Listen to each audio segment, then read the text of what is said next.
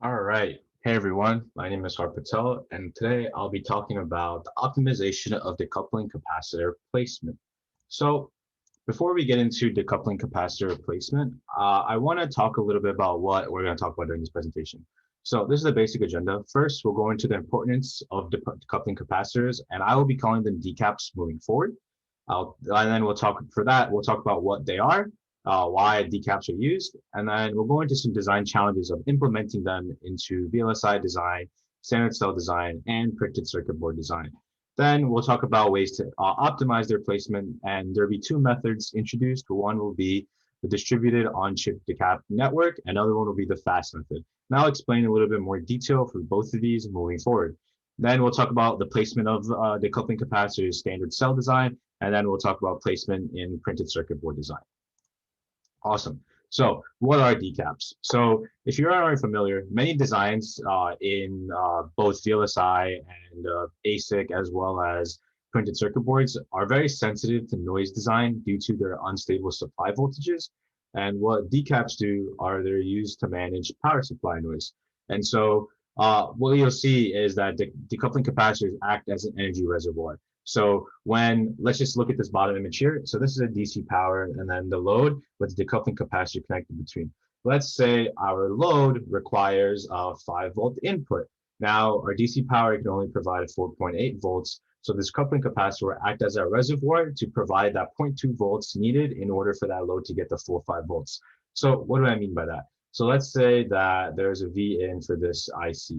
So for this IC, it would be basically if there is a supply voltage loss from the power, the decoupling capacitor will work to give that 0.2 volts. Now, if DC power provides 5.2 volts, the decoupling capacitor will absorb the excess 0.2 volts so that the load can get the V in necessary for it to work properly.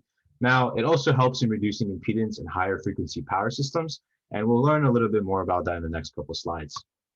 Now that we know what decoupling capacitors are and their basic functionality, why are they used? So decoupling capacitors are used because first they help a lot with power integrity issues, which I'll refer to as PI moving forward, and signal integrity issues, which I'll call SI.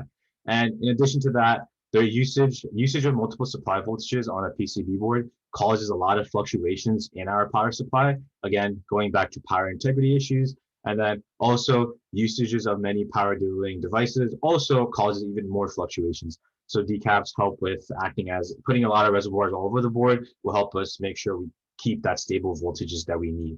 Then it also helps create a more efficient power grid. And finally, there's the high-speed circuit designs that require faster processing clocking speeds, and decaps will help you reach those clocking speeds that we need. Okay, so now we know what they are, why they're important. What are some challenges when implementing them? So there's a huge thing called distance versus size. So in distance, one thing we know is the closer we put the decoupling capacitor to our load. So as we saw here, we have our decoupling capacitor and load. The closer we put this decap to our load, we get a better and more effective decoupling capacitor. And the further you put it away, the less efficient it is. Now, before I go into the next two bullet points about distance, I want to talk about size. So for size, we know that area taken up for a decoupling capacitor on chip is directly proportional to the size of the decoupling capacitor. So the larger you make the decap, the larger amount of space it takes up on your board. And so it also affects the impedance. So the larger we get this area or make the decoupling capacitor, the impedance is affected negatively. Then we can talk about the larger decap, the better it is at decoupling low frequencies. So we use large decaps for low frequencies and a smaller decap for high frequencies. And so this goes back to distance, right? So the larger the decap, the further we need to place it to help filter those low frequencies. And smaller the decap, the closer we need to place it to filter those high frequencies. And again, this goes back to the closer we put it, the more effective. So with larger decaps, there's special rules we need to follow so that they're just as effective because they need to be placed further away. All right. So what are some ways that we can accomplish this problem or issue where the large decap is placed so far away that it causes some issues? One way is that we can use a distributed decap network. And so what this is the larger decap, like I said, the further it is placed from the load, this causes increased power noise, issues in SI and PI. and also causes waste of area on the board, reduced reliability, and higher cost because now we're taking up more area. That now we have to pay more to get this board. Then one thing that can be done is splitting the larger decap into a smaller distributed decap values and to solve some of these issues. So this top image, you can see that there's a voltage and one capacitor placed very, very far away from our load. And so what we do is we take this top image and we transition it to smaller decoupling capacitors where C1 plus C2 plus C3 is equal to the original C. And this is the same capacitance and it works the same as it would with just one larger decap. So how do we get these values for C1, C2, C3? So they're sized based on the interconnect impedance between the capacitors and the current low. So based on the impedance on the interconnect and the current load, we will size each of the capacitors so that they're equivalent. And so how does this work the same? So the way our distributed decap network works is the closest capacitor, C1 in this case, to the load, is the one that's first depleted. So going back to my previous example of 5 volts needed, let's say our load needs 5 volts to function correctly from VDD. So in order to get those 5 volts, let's say we have 4.8, the same example as earlier. Our first capacitor will provide whatever energy it has. Let's say it only has 0.1 volts. So now we're at 4.9 volts. We still need to reach 0.1 volts more.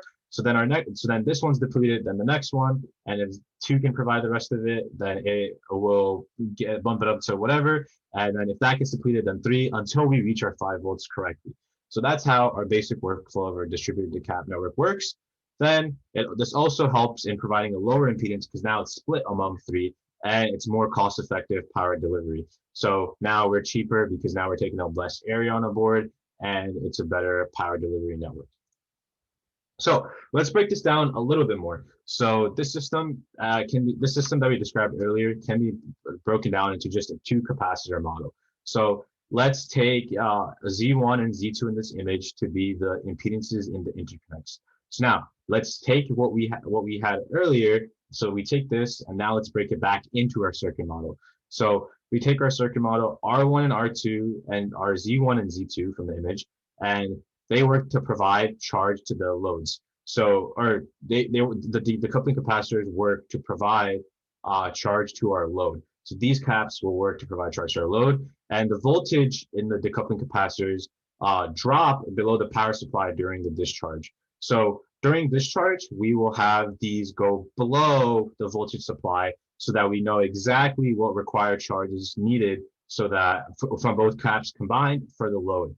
So that's something to keep in mind. Like I said, let's say go back to the example with 5 volts. If we have that 0.2 volt loss, these will drop below 0.2 volts so that when we need to charge up our load, it will reach that 0.2 volts correctly.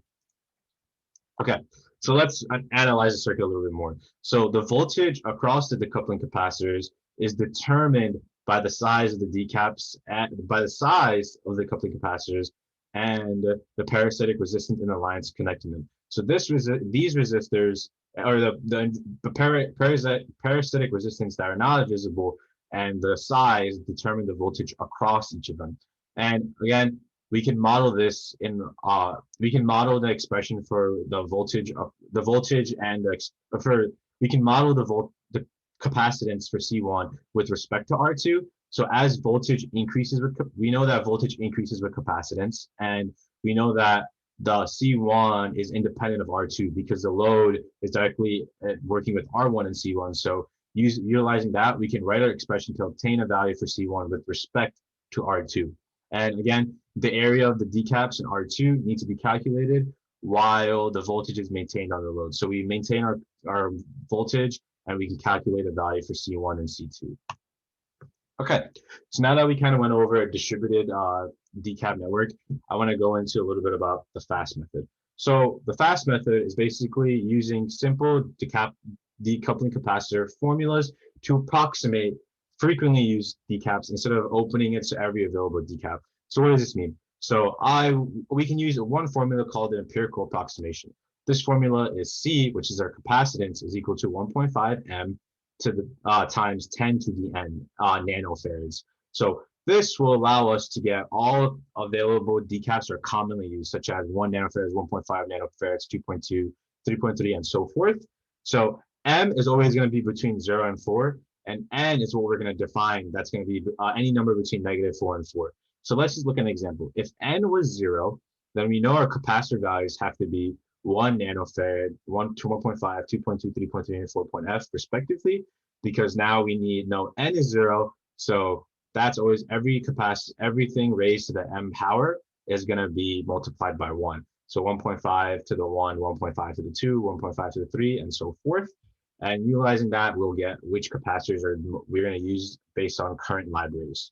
So how can we use this in a real situation? So one thing we do is we can utilize electronic design automation tools and math tools to calculate these values. So a couple things that these EDA tools take in are the location of the decaps on the board, set up variables in the empirical formula, we simulate the board file, and then get the values for the decap.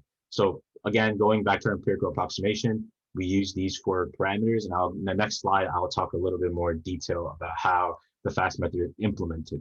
So on the right image, you'll see a sample board file. So the red marks on this board file are the power nets.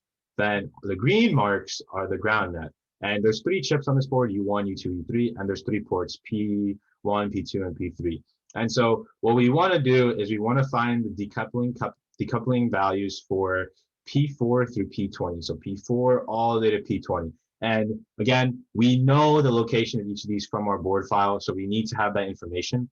And then we'll extract the SI model of the power distribution network. So we'll extract this SI model from the EDA tool, and then we'll use the analysis tool to simulate that SI model with the empirical formula. So the formula in the last slide, we will use it and we'll calculate the impedance of the ports, the impedance of each port. And again, the main criteria we need in our EDA tool is our number of caps, which is 17, 4 to 20, the placement, which we know from our board file, and the algorithm, which we plugged in with and calculated the impedance for. Awesome. And that is a big way of just quickly getting values for decaps. All right.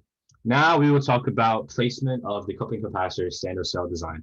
So to do it properly in standard cell design, you will utilize empty spaces, row-based standard cell design for ASICs effectively.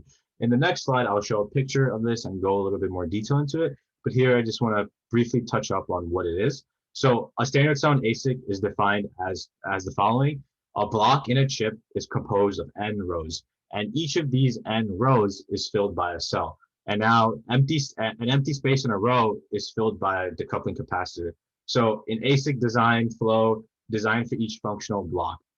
So what does this mean? So the total area taken up by the decoupling capacitor is significant. So basically what we're going to do is ignoring the space taken up by this causes incorrect estimates for the block design. So as you mentioned previously, decaps can take up a significant amount of area depending on their sizes. So we need to take this into account, and especially if we're doing row-based design, and I'll go into that in the next slide. So what we do to account for the area and to properly do placement in ASIC design flow, we will use an approach which is going to basically, the approach that is applied is that after the approach that we're going to be used is applied after the placement phase of the block with each row assigned. So we're going to assign all the rows and then do the placement of our decoupling capacitor. So since placement, we're going to assume that placement of everything else on our ASIC cell is optimized. It makes sense to take the optimized placement of this and then place the decaps. So it will help us that all the available empty area is what our decaps will take up. This will help us significantly reduce the size of the decaps and also the area, because now we're only looking at the area available and place the decaps in those spots. So here's a little bit of an explanation of the modeling analysis. So here is our row, so our standard row. So these darker colored cells will be our cells. So our cells will represent any IC that is placed. And so what we'll assume, as I said, is we'll have optimized placement. So we'll just say there'd be something here, something here, something here, and something here. And there's empty spaces are marked by those light gray cells. And so those are the places that decoupling capacitors can take up. So we can use a model where we can place lumped decoupling capacitors between these planes, between these empty cells, and make sure it's still and make sure that we're reaching those correct values as well as maintaining the impedance. And again, this is done by using a predefined mesh-like power distribution network, and where cells are modeled as current sources changing with time. So each cell is going to be modeled as a current source changing with time. This will allow us for decoupling capacitors to be placed in all of the empty cells that will be available after placement. And again, this is a larger view. As you can see, there's more empty spots where decoupling capacitors can be placed, and it's an optimized version in ASIC cell. Cool. So next we will talk about placement in printed circuit boards. And so in a printed circuit board, the placement is done in a power transmission line. So power transmission lines are the traces on a printed circuit board, and they basically have to have a low current load and are more prone, or have a low current load and are more prone to noise in a power distribution network design. So in a power transmission line, we must maintain that low current load. And so few designs in printed circuit boards can afford these closed pin capacitor placements due to routing constraints. So going all the way back to the beginning when we said that the distance has to be as close as it can to the capacitors have to be placed as close as they can to some of our ICs, we need to make a lot of designs can't really handle that. So what we do is we take an interest in power and noise margins. And so the distance between the decap and the device pin are a good parameter for PI testing. So what we can do is we take transmission line equations using driving point impedance. So using equation for driving point impedance, we can make sure that we account for being able to route correctly, as well as place these capacitors so that we have maintaining that low current load as well as have good impedance values. Cool. So here's one representation of our PCB design. So here in our picture, we can see that the top picture is a cross section on the top level view of our IC and our printed circuit board. Port A is a device pin at interest. Port B is a decap pin at interest. And so the R cap value is going to be the distance between the two capacitor plates. So that's going to be the distance between the one capacitor pin and the other capacitor pin. Our pin is the distance between the power and the ground pins of the IC device. And R is going to be the distance between the power pin A and the decap pin B. And R varies as the decap is placed further and further away from the device, as discussed previously. And we can model this with respect to R. So variability in R varies the input impedance. Like I said, the impedance is affected by how far we place the decoupling capacitor from the IC device. So we can model it as Z in with respect to S and R, where S is J times omega. And this also affects our voltage noise, and which our voltage noise is given by that input impedance with respect to S, or with respect times IS, where IS is a current source. So again, the distance between the IC and capacitor affects impedance and the voltage noise. And from this, we can see that the Vn, otherwise the voltage noise, is directly affected by the input impedance. And as distance R is increased, it causes more voltage noise, making the decaps less effective. So we need to make sure we account for that. Here is another representation. So this is like more of a circuit model. So ZC in this represents the decap's impedance on a transmission line between a voltage regulator and a device. So this is our voltage regulator, this is a device. ZC will be the impedance on that transmission line connection between the two. And L is going to be the line length, and terminal B, as discussed previously, is the ideal location of the decap to get the maximum benefit. Again, going back here, B will be that pin on the decoupling capacitor on the IC, and to get the maximum benefit. And then X is a distance X is a distance. So X in our picture is a distance, and is the distance effectiveness of the capacitor reduces when with a level of Q. So with a charge, where X will reduce. So we know Q charge can be defined with respect to the impedance on the pin B and with respect to X. And so to get the maximum effectiveness of the decap through the terminal, we can define it with this following equation above. Now we can take the impedance on terminal B. We know it increases by the amount of Q. So as Q increases, ZB also increases. They're directly proportional, and the distance X can then be solved numerically, knowing the value Q and knowing the value ZB. And then we can get the optimal distance to place our decoupling capacitor to reach max effectiveness. So here's a better example. So we will define length, as I said before, and we'll define it with multiple traces of known impedances and known distances, as well as a known capacitance. And from here, we can model we can get the improvement of impedance for each, we can see the impedance improving. So we'll define a length of 8 centimeters of multiple traces of known traces of width 0.5 millimeters with impedance of 22.29 ohms and so forth. The coupling capacitor can be set at 100 nanofarads, and then we'll have analyzed it at 3 different distances, 5 millimeters, 10 millimeters, or 15 millimeters. So in our graph here on the right, we'll see with increasing frequency and with our proposed solution. So this top one will be that distance of X of 15 millimeters. You can see the further we place it with increasing frequency, the impedance goes up.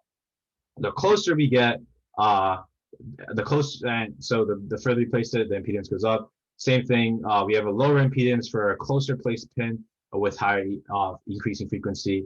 And as you can see, with the simulation being done from an EDA tool, our proposed method actually performs better the further and further we place it, and it actually performs very, very similar, and impedance is improved greatly, and we can see and calculate exactly the correct distances for maximum efficiency. All right, so last thing I'll talk about is a placement to reduce effective inductance. So one thing is IC struggle to reduce, there's struggles to reduce impedance seen by the IC. So there's a huge thing where there's a lot of problems to reduce impedance, and we kind of saw that in the last one where impedance is hard to reduce. What we can do is we can use 2 decaps placed close together, and we'll see that it does not decrease the inductance. So as you can see in this slide, or in this image above, we'll have 2 decoupling capacitors, and as we move around that observation point while maintaining equal distance, we'll notice that it does not decrease. But let's see, does adding more decoupling capacitors reduce impedance? No, it does not. So adding more decoupling capacitors does not make impedance in the PCB lower. So one thing we can do is called a cavity resonance approach. So what this does is we'll find equivalent inductance we'll find equivalent inductance as a second capacitor moves further from the first capacitor. So here's our cavities. So we have cavity 1 and cavity 2. So what happens here is we'll find the equivalent inductance in the second cap as the first cap is moving further and further away. So we'll see that the distance is increasing, and we'll find that equivalent inductance. And to keep change of distance constant, it is moved in a circle around the IC in the image above. So the distance will maintain constant, but as it goes further and further in that observation point, we will find that equivalent. Another thing we can do is we can use multiple caps. So distance between cap vias have a major impact of effective inductance. And so what we can do is we'll spread out around an IC and make we'll spread it out around an IC to make a bigger difference. So instead of putting all the capacitors next to each other, we'll put them all over the IC to get a better result. And thank you so much for listening. I hope we got a little bit of chance to learn about what decoupling capacitors are and their effectiveness. These are my references. And thank you very much. And yeah.